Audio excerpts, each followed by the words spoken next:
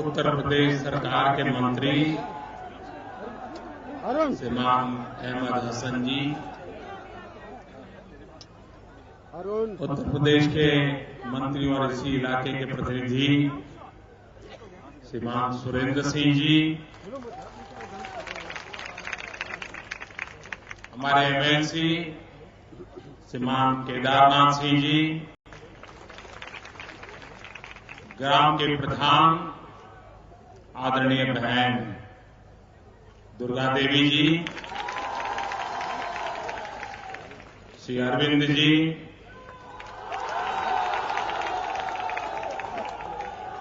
और विशाल संख्या में पधारे हुए जयपुर के प्यारे भाइयों और बहनों,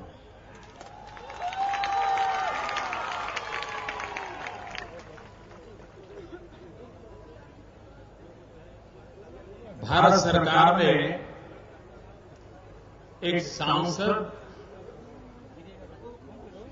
आदर्श ग्राम योजना की कल्पना की है।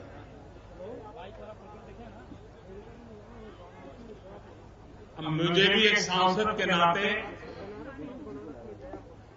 इस आदर्श ग्राम योजना की जिम्मेवारी लेनी थी।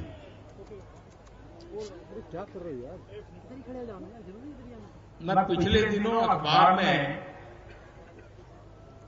भांति भांति की कल्पना कथाएं पढ़ रहा हूं। कोई कहता है जयपुर इस कारण से लिया है, कोई कहता है जयपुर उस कारण से लिया है, किसी ने कहा जयपुर ऐसे लिया है, जयपुर में ऐसा है, जयपुर में वैसा है, पता नहीं इतनी कथाएं मैं पिछले दिनों पढ़ रहा हूं, मैं हैरान हूं। लेकिन इतना फर्टाइल दिमाग लोगों का रहता है। मैंने इस गांव में आना पसंद किया, जो मैं पढ़ रहा हूं ऐसी किसी बात का मुझे पता नहीं है। मैंने पसंद किया उसका एक बहुत छोटा सा कारण, और छोटा कारण यह है कि जब भारतीय जनता पार्टी ने मुझे बनारस में से पार्लियामेंट का चुनाव लड़ने के लिए घोषित किया, उसके कुछ ही समय के बाद मुझे जानकारी मिली कि जयपुर में आग लगने के कारण 5 लोगों की मृत्यु हो गई और बहुत बड़ा हादसा हो गया। मैं बनारस लोकसभा क्षेत्र में किसी एक गांव का सबसे पहले मैंने नाम सुना तो जयपुर का सुना,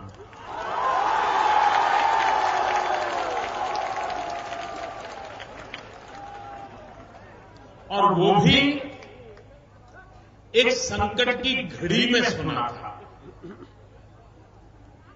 मैं एमपी तो था नहीं, सरकार भी हमारी यहां नहीं थी, लेकिन मैंने सरकारी अधिकारियों को फोन किए, हमारे कार्यकर्ताओं को फोन किए, और सब लोग यहां मदद के लिए पहुंचे थे।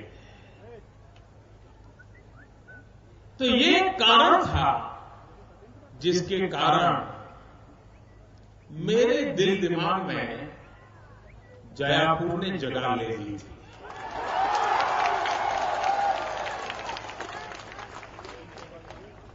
और जिस संबंध का प्रारंभ संकट की घड़ी से होता है, वो संबंध चिरंजीव बन जाता है। यही एक छोटा सा कारण है कि मेरा जयपुर से जुड़ने का एक सौभाग्य बन गया। बाकी जिन्होंने जितनी कथाएं चलाई है सब गलत है, बेकार है। मैं खुद उन कथाओं को नहीं जानता। अब कुछ लोगों ने लिखा कि प्रधानमंत्री ने गांव को गोद लिया है। ये सांसद आदर्श ग्राम योजना ऐसी है कि हकीकत में कोई सांसद गांव को गोद नहीं ले रहा है, गांव सांसद को गोद ले रहा है।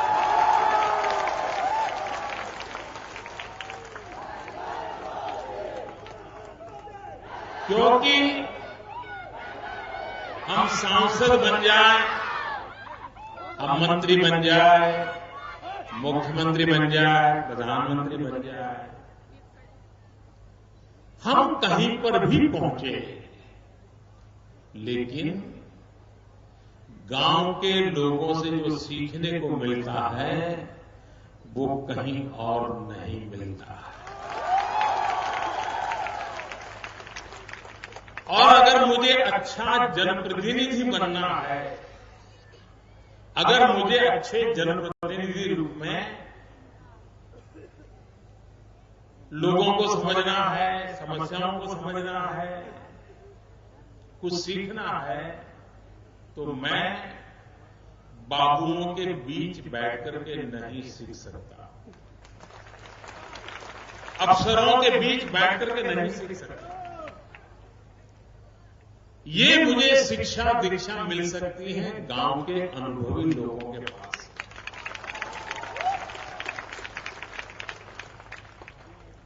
उनके पास स्कूल कॉलेज की डिग्री हो या ना हो, लेकिन उनका अनुभव का तजुर्बा इतना होता है, समस्याओं के बीच रास्ते खोजने का जो उनका तरीका होता है,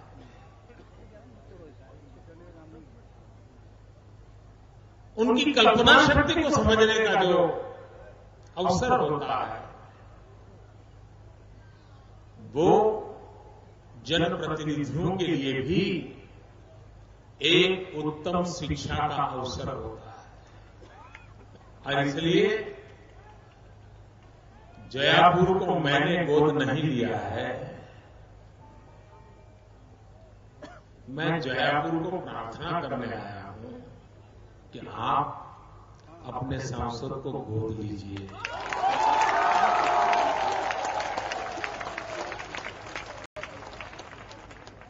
और आपके सांसद को सिखाइए कि वे गांव की समस्याओं का समाधान कैसे होता है। आजादी के इतने बाद भी इतने वर्ष बीत गए, हमारे गांव की हालत ऐसी क्यों रही? वो सही में रास्ता बताएगा कि देखिए, आपने दिल्ली में, लखनऊ में बैठ करके जो योजनाएं बनाई हैं,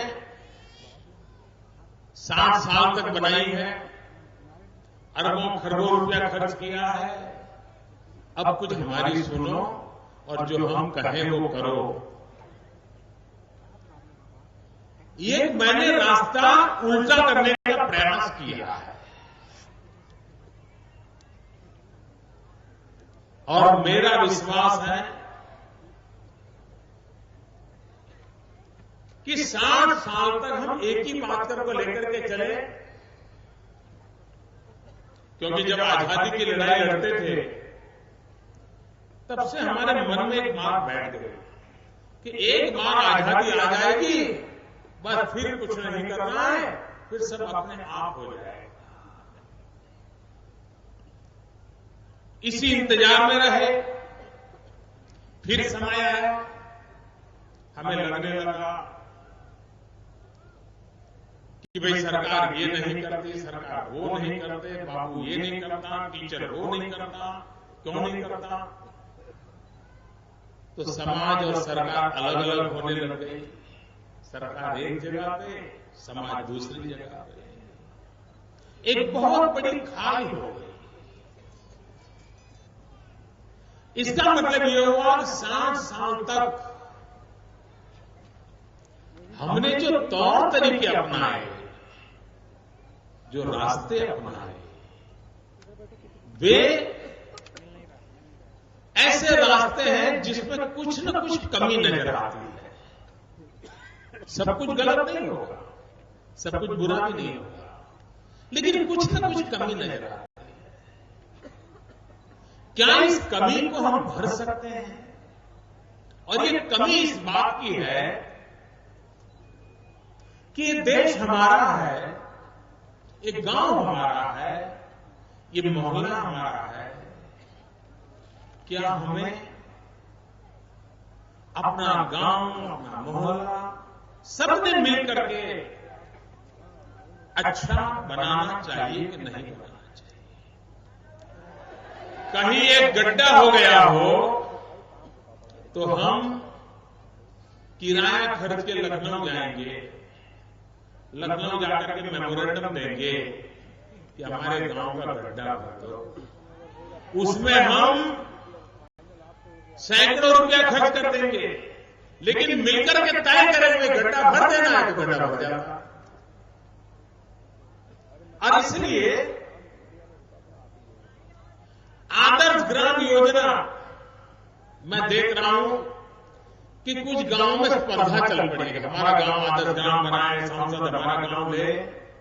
ये गलती इसलिए हो रही है कि लोगों के मन में ये भ्रम है कि कोई सांसद अगर ग्राम ले लेगा तो उसके कारण पैसे आने वाले हैं।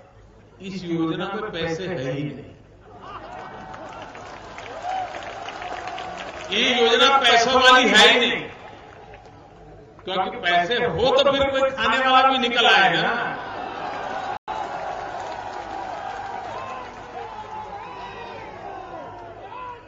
ये योजना ऐसी है कि भाई सरकार की इतनी योजनाएं चल रही हैं, इतने रुपये खर्च हो रहे हैं, गांव के जीवन में बदलाव क्यों नहीं आता है? क्या कारण है? मैंने अभी भारत सरकार के सबसे बड़े जो बाबू हैं, जो देश एक प्रकार से कारोबार चलाते हैं, उनको दिवाली के निमित्त मेरे यहां चाय के लिए बुलाया था। सब बहुत बड़े बड़े अफसर हैं, बहुत बड़े बड़े बाबू। उनको मिलना भी सामान्य नागरिक के लिए बहुत मुश्किल होता है, इतने बड़े लोग हैं। तो मैंने उनको चाय को बुलाया था। मैंने उनको काम कहा, मैंने कहा देखिए आप आज इतने बड़े अफसर बन गए हैं, लेकिन जब पहली बार आईएएस अफसर बनकर के आए होंगे तो पहली नौकरी जहां लगी होगी और जहां आपने कम से कम साल भर काम किया होगा, मैंने कहा कि आने वाले दिनों में आप लोग जहां अपने नौकरी की शुरुआत की थी उस गांव में जाओ और अपने बच्चों के साथ जाओ, परिवार को लेकर के जाओ, उनको दिखाओ आप जब छोटे थे, नए नए आए थे, शादी नहीं हुई थी, नौकरी की शुरुआत थी, कहां रहते थे, किस दफ्तर में बैठते थे, कैसी गाड़ी में घूमते थे, उस समय कौन पहचान वाले लोग थे, जरा परिचय करो अपने परिवारजनों से। और फिर रात को वहां रुको, कम से कम 3 दिन रुको, और रात को सोते समय सोचो कि 30 साल पहले, 25 साल पहले यहां पर आपने नौकरी की होगी, ये गांव आप जैसा छोड़ के गए थे उसमें कुछ बदलाव आया है कि 30-40 साल के बाद? आप तो यहां से यहां पहुंच गए, लेकिन गांव वहां का वहां रह गया। आप खुद जाकर के देखिए, मैंने उनको कहा है खुद जाकर देखिए और अपने परिवार को भी दिखाइए। मैं एक ऐसी जागृति लाना चाहता हूं, एक ऐसी संवेदना पैदा करना चाहता हूं कि हम सोचें, हम भले कितने आगे चले जाएं, लेकिन जिन्होंने हमें आगे भेजा है उनको तो कोई आगे ले जाने का प्रबंध हो।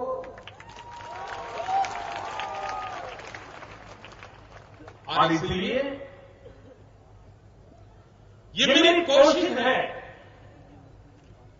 कि हम लोगों के बीच जाकर के, लोगों के साथ मिलकर के एक सरकार की वर्तमान जो योजनाएं हैं उन योजनाओं को लागू करवा के अपनी आंखों के सामने सांसद देखें कि वो योजनाएं 100% लागू होती है कि नहीं होती।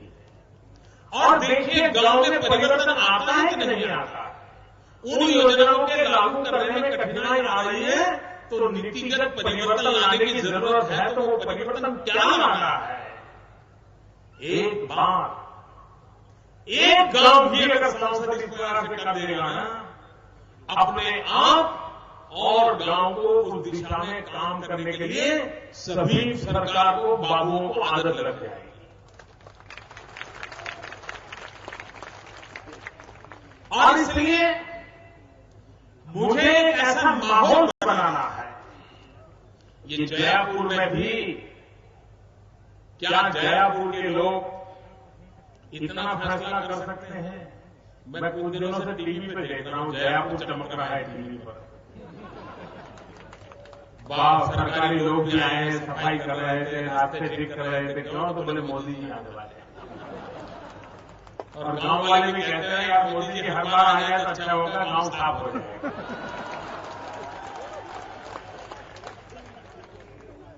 क्या ये सोच सही है? क्या हम नहीं तय कर सकते कि चलो भाई इस निमित्त गांव साफ हो गया है, अब मेरा जयापुर गांव का एक एक नागरिक तय करे, हम हमारे गांव को गंदा नहीं होने देंगे। ये आदर्श ग्राम की शुरुआत हुई कि नहीं हुई? हुई कि नहीं हुई? करेंगे?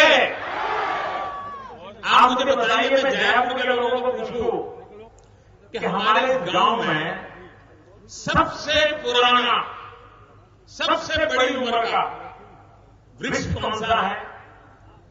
कौन सा पेड़ है? कौन सा पेड़ है जो सबसे पुराना है, सबसे बूढ़ा है? कभी सोचा है गांव वालों ने? नहीं सोचा होगा। क्या कभी स्कूल के मास्टर जी को लगा कि चलो भाई हम स्कूल के सभी बच्चों को लेकर के उस पेड़ के पास ले जाए और उनको कहें देखिए ये पेड़ 150 साल पुराना है, 200 साल पुराना है, और उसको कहें कि तुम्हारे दादा के दादा थे ना, वो भी इस पेड़ पर खेलते थे, तुम्हारे परिवार के लोग थे ना, वो भी यहां आते थे।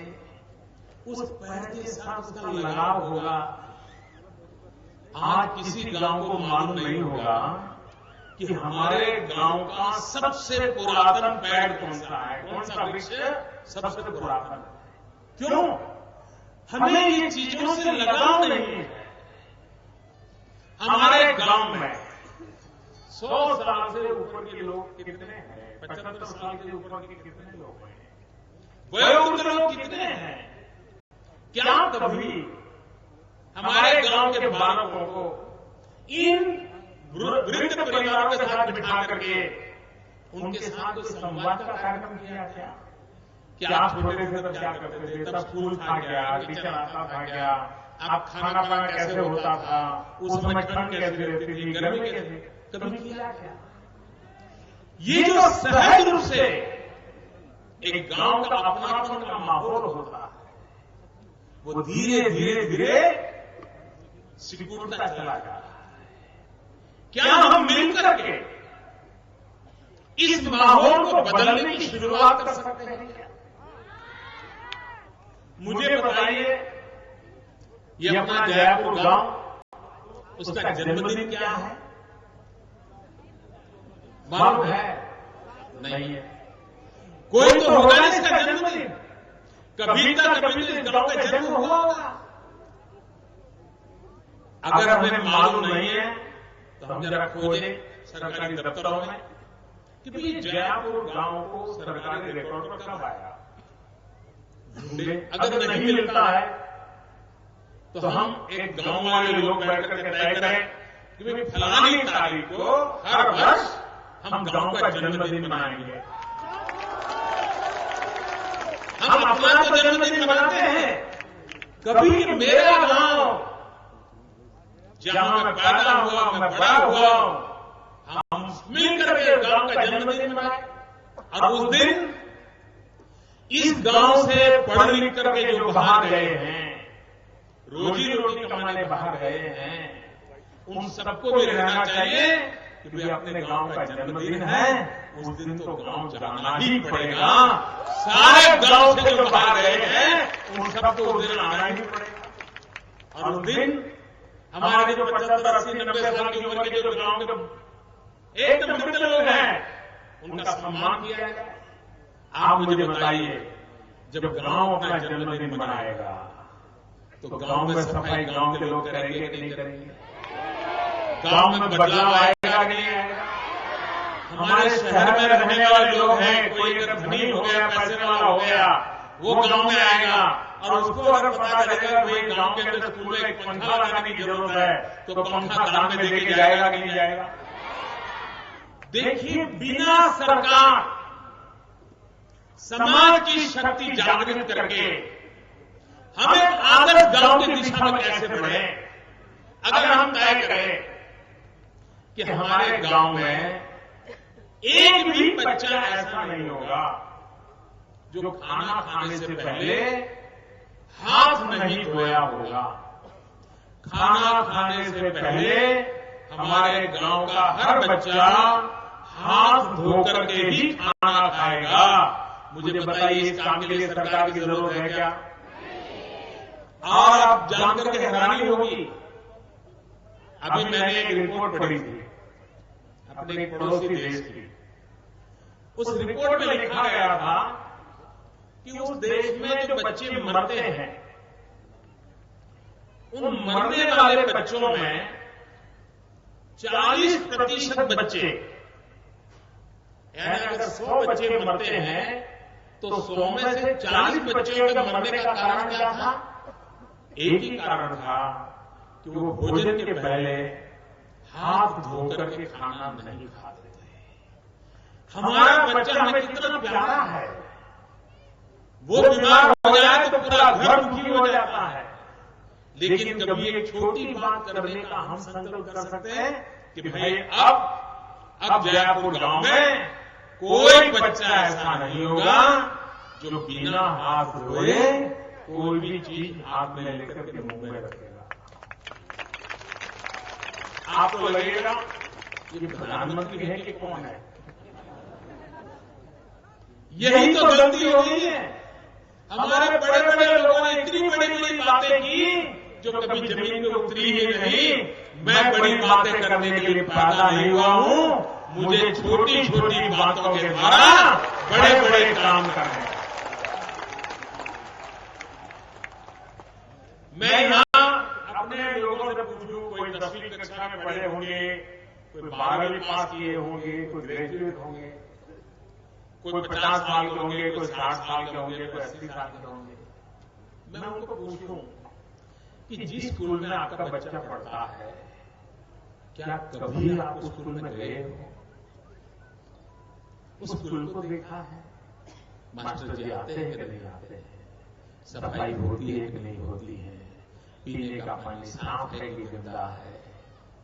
वहां शौचालय है कि नहीं है? लेबोरेटरी है कि नहीं है? लाइब्रेरी है कि नहीं है? कंप्यूटर है तो चलता है कि नहीं चलता है? कुछ भी कभी जाकर के हमने रुचि ली होगी, किसी ने नहीं ली होगी। पहले दिन बच्चे को छोड़ाए और कह दिया मास्टर जी ये सौंप दिया, अब तुम जानो, उसका नसीब जाने, जो करना है करो। ऐसे चलता है क्या? हम अगर हमारे गांव के स्कूल का अगर हम तय करें कि चलो भाई हर मोहल्ले की कमेटी बनाए, ये कमेटी के 10 लोग रोज स्कूल जाएंगे, दूसरी कमेटी वाले दूसरे दिन जाएंगे, तीसरी कमेटी वाले तीसरे दिन जाएंगे। हमें बताइए, हमारी स्कूल छोटी सी स्कूल क्यों ना हो, वो फिर एक प्रकार से गांव के अंदर सरस्वती का मंदिर बन जाएगी कि नहीं बन जाएगी? शिक्षा का धाम बन जाएगी कि नहीं बन जाएगी? सरल काम है। मैं कभी कभी गरीब परिवारों को कहता हूं, एक काम करो, आपके परिवार में बेटी का जब जन्म हो उसको एक उत्सव के रूप में मनाना चाहिए। मनाते हैं क्या? कुछ परिवारों में तो बेटी पैदा हुई तो झगड़ा हो जाता है, उस बहू की बेचारी की मुसीबत आ जाती है। क्या हमारा जयपुर गांव बेटी का जन्म होगा तो उत्सव मनाएगा कि नहीं मनाएगा? हमारे गांव में लक्ष्मी जी का पदार्पण हो, बेटी लक्ष्मी का स्वरूप है। हम गर्व करेंगे नहीं करेंगे गांव के लोग? आज नहीं होगा। आज देखिए, जितने लड़के पैदा होते हैं, लड़कियां उससे कम पैदा हो रही है।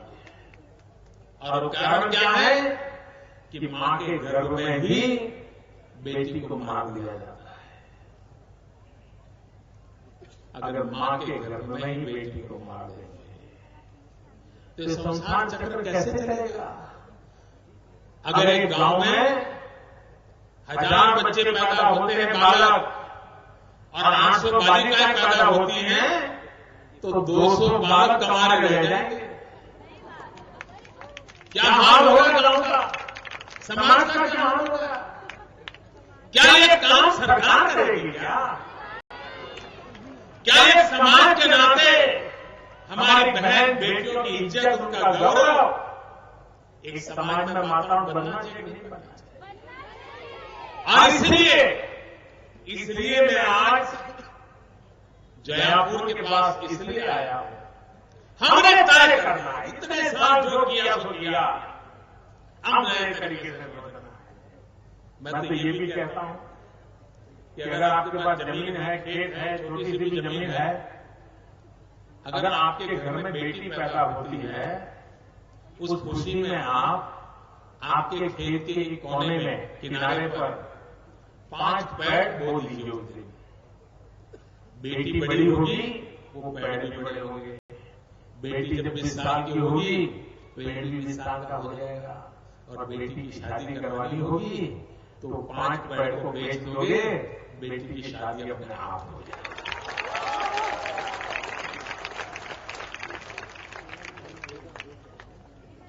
हम लोगों ने मिल करके समाज में व्यवस्था खड़ी करनी है। अब गांव अपना जन्मदिन मनाए तो जातिवाद बच ही नहीं सकता। सब मिल करके मनाएंगे, जातिवाद नहीं रह सकता। और जातिवाद का जहर गया तो गांव की ताकत इतनी बढ़ जाएगी जिसकी आप कल्पना नहीं कर सकते। और इसलिए ये पूरा आदर्श ग्राम योजना, सरकार की योजनाओं को लागू भी करना है, सही तरीके से लागू करना है, सही समय पे लागू करना है, अच्छे तरीके से लागू करना है, अच्छा परिणाम मिले इस प्रकार से लागू करना है, और सांसद का मार्गदर्शन मिले, सांसद गांव को उसमें जुड़ाए। आप देखिए काम की गति बन जाएगी। और एक बार एक गांव में सब सरकारी अफसरों को आदत लगे कि ऐसे काम होता है तो बाकी सब गांवों में भी वैसा ही शुरू हो जाएगा, देर नहीं लगेगा।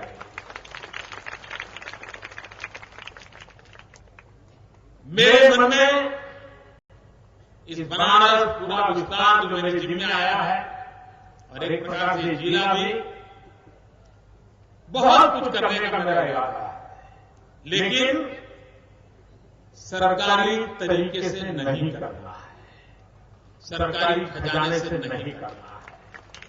हमें जनता की शक्ति से करना है, जन शक्ति से करना है।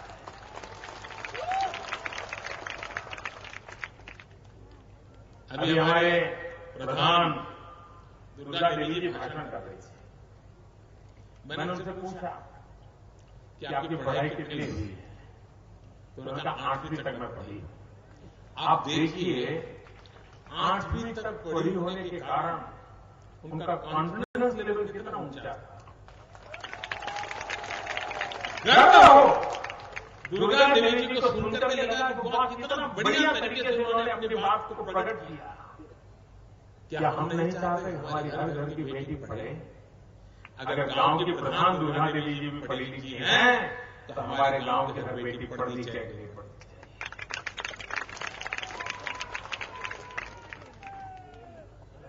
ऐसा क्या कारण हो? अगर पोलियो का खुराक खिलाना है, क्या पोलियो का खुराक खिलाने के लिए भी किसी सरकारी बाबू को आकर हमें याद दिलाना चाहिए क्या? क्या पूरे गांव के अंदर ऐसे नौजवान नहीं होने चाहिए कि जिनका काम हो कि भाई पोलियो का खुराक हर बच्चे को खिलाया जाएगा? क्या कि कभी भी हमारे गांव के अंदर कभी पोलियो आए नहीं, हमारे गांव में कोई बच्चा अपंग न हो, ये काम हम कर सकते हैं नहीं कर सकते? पोलियो का खुराक तो सरकार आएगी लेकर के, लेकिन सरकार तक ले जाना बालकों को एक समाज के नाते हम दायित्व उठा सकते हैं कि नहीं उठा सकते?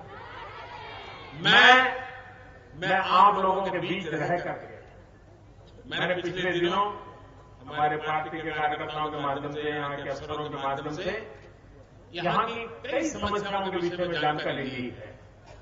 और मुझे विश्वास है कि शासन में बैठे हुए लोग जो है ज्यादातर यहाँ तो राज्य सरकार के माध्यम से ही काम होता है, इन बातों को पूरा करेंगे। लेकिन सरकार क्या करे क्या न करे, हम जयपुर के लोग क्या करें, ये संकल्प लेकर के आज जाना है। और मैं कहता हूं, सांसद ने गांव को गोद नहीं लिया है, गांव सांसद को गोद लेगा। एक नई दिशा में मुझे चलाना है और उसी से आदर्श ग्राम बनने वाला है। मैं जयपुर वासियों का बहुत आभारी हूं।